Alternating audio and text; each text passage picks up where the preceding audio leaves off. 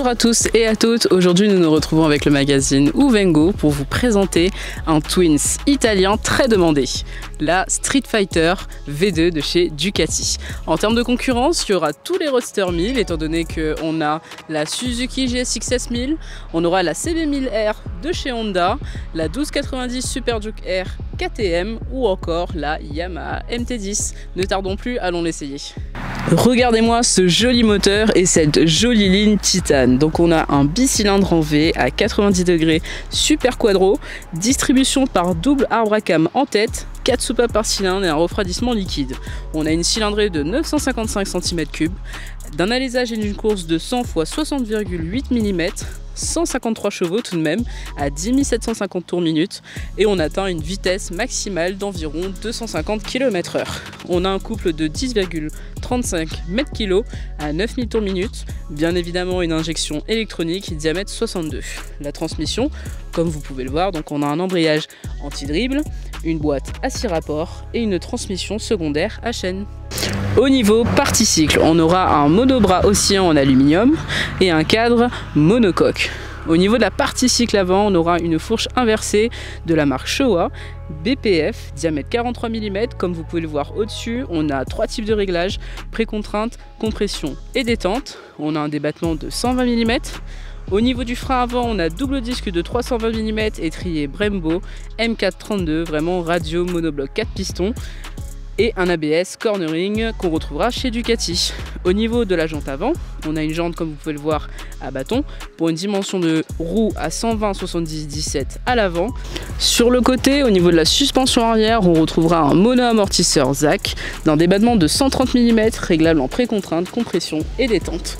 Le frein arrière, on a un disque de 245 mm, étrier Brembo double piston et un ABS également cornering. Au niveau de la jante, donc on est sur des jantes à bâton pour une dimension de pneus 180/70/17. Malgré tout, c'est une petite particularité étant donné que la plupart du temps les gens pensent que c'est un pneu en dimension 190. Donc sur le tableau de bord, on commence avec le démarrage du logo Ducati. On part sur un écran TFT 4,3 pouces.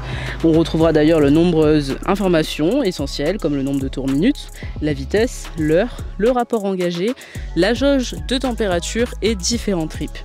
En termes d'assistance électronique, c'est vraiment assez complet puisqu'on a un amortisseur de direction, on a une centrale inertielle à 6 axes sur lesquels s'appuient d'ailleurs les 3 modes de conduite qu'on va vous faire défiler. Donc il y a le mode sport, road et pluie. Comme vous pouvez le voir à l'intérieur, on peut régler le ride by wire, le traction control, le wheeling control, l'engine brake control qui permet de réguler justement le frein moteur et bien évidemment de série, on retrouvera un shifter up and down. En termes de capacité de réservoir, on est sur un réservoir de 17 litres. On nous offre une consommation moyenne d'environ 6,5 litres quand même par 100 km, ce qui nous donne une autonomie relative de 260 km. En termes de hauteur de selle, comme vous pouvez le voir, c'est une selle qui est quand même assez large, assez épaisse, qui est vraiment accueillante. Donc elle est d'une hauteur de 845 mm. On finit sur un empattement de 1465 mm. Un poids en ordre de marche de 200 kg, comme donc vraiment très compacte, très fine. Et puis esthétiquement, comme vous pouvez le voir, elle est quand même assez identique à la V4S, on retrouve un petit peu les mêmes lignes. On aura aussi les appuis aérodynamiques qui malheureusement sont en option. On a un beau phare aussi souligné d'un regard agressif à LED, un réservoir taillé pour un roulage dynamique et un arrière super affûté. Nous sommes d'accord, esthétiquement cette V2 est incroyable. Pour conclure sur cette Street Fighter V2 de chez Ducati, donc on va passer par les points négatifs et les points positifs.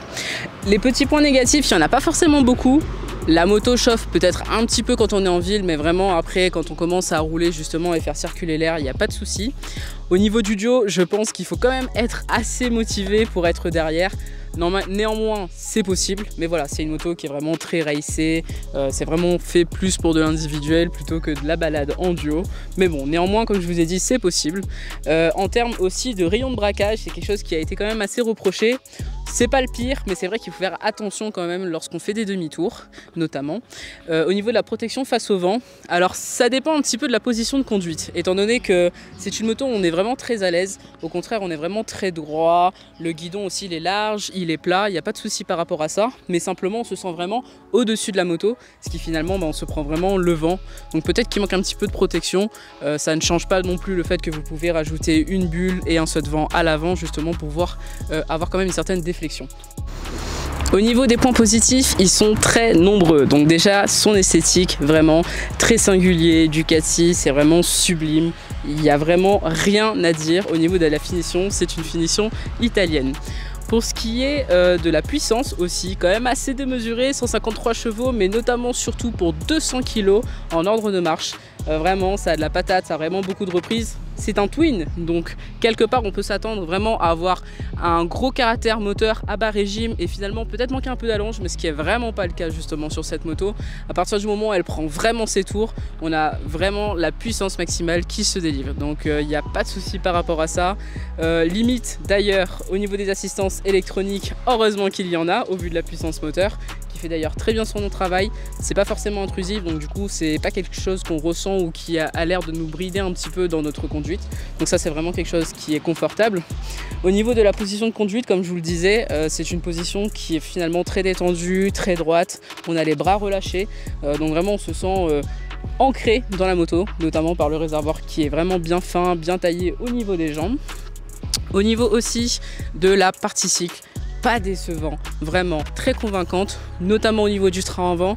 On a un bon contact au sol, on a surtout beaucoup de remontées d'informations, donc vraiment très stable. Comme je vous l'ai dit, on a un amortisseur de direction ici aussi qui fait le travail. Au niveau de l'arrière, vraiment aussi pareil, il n'y a pas une histoire où on a des réglages qui sont peut-être un peu trop sportifs ou justement on perd en confort. Vraiment Ducati a fait un très bon travail là-dessus, justement pour qu'on puisse avoir un châssis qualitatif, pour avoir un roulage dynamique, mais notamment garder en confort aussi. Et c'est vraiment la réussite de cette Street Fighter V2. Le petit kiff quand même de cette Street Fighter V2, c'est vraiment aussi son son particulier, on va vous le faire écouter.